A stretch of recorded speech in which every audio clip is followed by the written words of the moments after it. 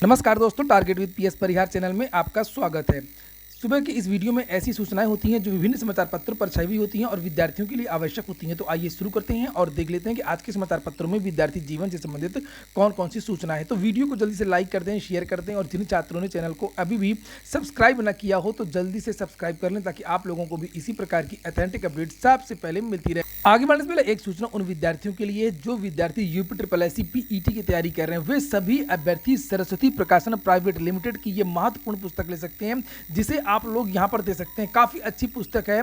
इसमें 2100 से ज्यादा प्रश्न और उनके उत्तर दिए हुए हैं। इसमें सॉल्व पेपर भी है, 2 गत वर्ष व्याख्यात्मक हल प्रश्न पत्र जो परीक्षा पिछली बार हुई थी, 5 मॉडल पेपर भी इसी पुस्तक में मिल जाएंगे आपको और 14 व्याख्यात्मक हल प्रतिदर्श प्रश्न पत्र भी दिए हुए हैं। सभी कापी किताबों की दुकानों में आपको ये पुस्तकें मिल जाएंगी सरस्वती प्रकाशन प्राइवेट लिमिटेड की। और अगर आप लोग ऑनलाइन मंगवाना चाहते हैं तो उसकी लिंक मैंने डिस्क्रिप्शन बॉक्स में दे दी है, वहां पर जाकर के आप लोग ऑनलाइन भी मंगवा सकते हैं। इन पुस्तकों की खासियत है कि यूपी का जो पैटर्न होता है केवल उसी के हिसाब से ये पुस्तकें तैयार की गई और इसमें संभावित प्रश्न भी हैं जो सीधे परीक्षा में पूछे जा सकते हैं। चलिए शुरू करते हैं अब आज की सूचनाओं को। सबसे पहले बात कर लेते हैं प्राथमिक शिक्षक भर्ती की। जिस तरीके से आपको ये सूचनाएं दिख रही हैं उसी के हिसाब से सूचनाएं मिलेंगी। थंबनेल में जिस तरीके से है, पहली जो सूचना है वो है रिक्त पदों पर प्राथमिक शिक्षक भर्ती के लिए। कल विद्यार्थियों ने इसके लिए ट्विटर अभियान भी किया था और समाचार पत्रों के माध्यम से जानकारी दी गई है कि 1.25 लाख पद खाली, फिर भी कह रहे हैं शिक्षक कम नहीं है। अच्छी बात है कि कम से कम जो समाचार पत्रों के माध्यम से ये जानकारी दी गई है। और नीचे लिखा कि बेसिक शिक्षा परिषद के 1,50,000 से अधिक प्राथमिक और उच्च प्राथमिक स्कूलों में शिक्षकों के 1.25 लाख से अधिक पद खाली हैं, लेकिन सरकार कह रही है कि शिक्षकों की कोई कमी नहीं है। उत्तर प्रदेश समग्र शिक्षा अभियान की कार्य योजना और बजट के लिए शिक्षा मंत्रालय में हुई प्रोजेक्ट अप्रूवल बोर्ड यानी पीएबी की बैठक के आंकड़े और बेसिक शिक्षा मंत्री की ओर से विधानसभा में दिए गए जवाब में ये विरोधाभास सामने आई है। नीचे लिखा कि विधायक डॉक्टर मुकेश वर्मा के सवाल पर बेसिक शिक्षा मंत्री संदीप सिंह ने मई में विधानसभा में दिए गए जवाब में यह कहा था कि 1,47,766 शिक्षा मित्रों को भी शिक्षक माना था और इस प्रकार उच्च शिक्षा स्कूलों में कार्यरत 1,20,000 नियमित शिक्षकों के साथ 27,555 अंशकालिक अनुदेशकों को भी शिक्षक माना था। और कुल मिलाकर के ये कहा था इन लोगों ने कि हमारे पास शिक्षकों की कोई कमी नहीं है और अनुपात हमारा बराबर। आगे लिखा हुआ जबकि ऐसा नहीं है, जबकि 22 जून को जारी 2022 और 25 सत्र की पीएबी रिपोर्ट के मुताबिक सूबे के परिषदीय स्कूलों में सहायक प्राध्यापकों के 1,26,028 पद रिक्त हैं। इसके बारे में मैंने 2 दिन पहले ही वीडियो बनाया था कि पीएबी रिपोर्ट कुछ और कह रही है, सरकार कुछ और कह रही है। शिक्षकों के रिक्त पदों का तथ्य सामने आने के बाद बेरोजगार फिर से नई शिक्षक भर्ती की मांग कर रहे हैं। उनका कहना है कि बड़ी संख्या में पद खाली होने के बावजूद 4 साल से भर्ती नहीं आई। अगली सूचना है 6,521 विद्युत सखियों का चयन अगले 3 महीनों में। ग्रामीण क्षेत्रों में सक्रिय स्वयं सहायता समूहों से जुड़ी महिलाएं बिजली महकमे के बकाया बिजली के बिल की वसूली में लगातार रिकॉर्ड बना रही हैं। राज्य ग्रामीण आजीविका मिशन और 6,521 विद्युत सखियों का चयन करने जा रहा है।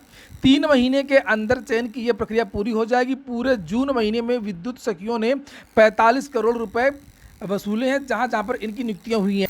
यहाँ पर लिखा हुआ है कि आजीविका मिशन ने 15,521 क्लस्टर बना रखे हैं। हर क्लस्टर में 3 से 4 ग्राम पंचायतें हैं और इस चयन के पूरा हो जाने के बाद हर क्लस्टर में एक विद्युत सखी की तैनाती हो जाएगी।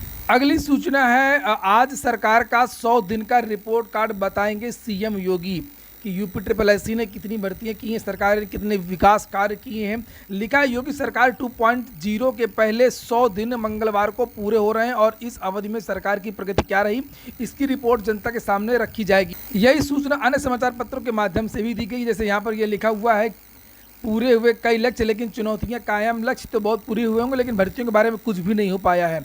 यहाँ पर लिखा भी है इसके बारे में, समाचार पत्रों ने उजागर भी किया है। भर्तियों में पीछे, रोजगार में दोगुनी कामयाबी। विधानसभा चुनाव के दौरान रोजगार सबसे बड़ा मुद्दा था और योगी सरकार ने इसी को प्राथमिकता पर रखते हुए 100 दिन में 10,000 भर्तियों का लक्ष्य रखा था।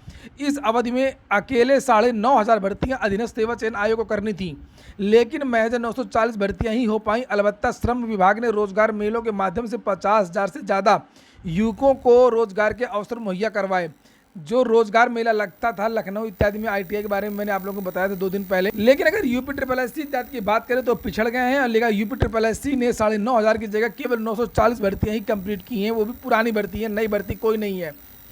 अगर ये रिजल्ट पुराने आ गए, 2016 जूनियर असिस्टेंट का एक परिणाम था वो, और एक आबकारी भर्ती बहुत पुरानी थी, इन दोनों भर्तियों के परिणाम जारी कर दिए, उसी के बारे में लिखा है 940, और कोई नई भर्ती नहीं की है। आप लोगों ने वीडियो को लाइक ना किया तो लाइक अवश्य करते हैं, और जिन छात्रों ने चैनल को सब्सक्राइब ना किया सब्सक्राइब भी कर लें और वीडियो को पूरा देखने की कोशिश किया करें।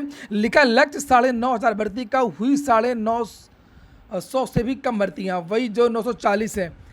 लिखा है विज्ञापन जारी करने व नतीजा देने में भी पिछड़े, विज्ञापन भी जारी नहीं किया है, अभी खाली 2-3 विज्ञापन ही जारी किए हैं। जैसे यहाँ पर लिखा है एक पीईटी का विज्ञापन जारी हुआ है, और एक यूडीए एलडी सप्लाई इंस्पेक्टर वाला जो भर्ती है उसका विज्ञापन जारी हुआ है।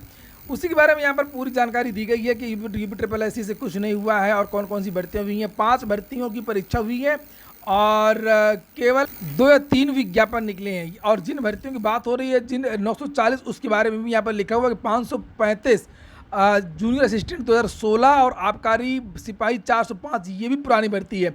इसका रिजल्ट जो लटका हुआ था ये जारी कर दिया है। इसके अलावा जो ANM की भर्ती में भी लगभग लिखा है 8 से 10 दिन का समय लगेगा, इसके लिए विद्यार्थियों को वेट करना हो। ये देखिए यहाँ पर लिखा है प्रवीर कुमार का बयान यहाँ पर छपा हुआ है, और लिखा है कि उन्हें कम से कम अभी 8-10 दिन ANM का जो चयन होने में देर लगेगी। मुख्यमंत्री नहीं, प्रधानमंत्री भी अगर आदेश दे देंगे तब भी नहीं हो पाएगा, क्योंकि उस UPSSC की कैपेसिटी ही नहीं है परिणाम जारी करने की, भर्तियां करवाने की। ना तो वहाँ संसाधन, ना तो वहाँ पर कर्मचारी हैं। अगली सूचना है उत्तर प्रदेश लोक सेवा आयोग की, सीधी भर्ती में जुड़ेंगे अभ्यर्थियों की स्क्रीनिंग परीक्षा के अंक। लोक सेवा आयोग से बहुत सारी ऐसी भर्तियां होती हैं जो सीधे होती हैं, यानी कि एक स्क्रीनिंग टेस्ट होता है और उसके बाद में इंटरव्यू होता है। स्क्रीनिंग टेस्ट का मतलब केवल जो विद्यार्थी पास हो जाते थे उनका इंटरव्यू ले लिया जाता था, और इंटरव्यू के आधार पर ही उनकी भर्ती होती थी।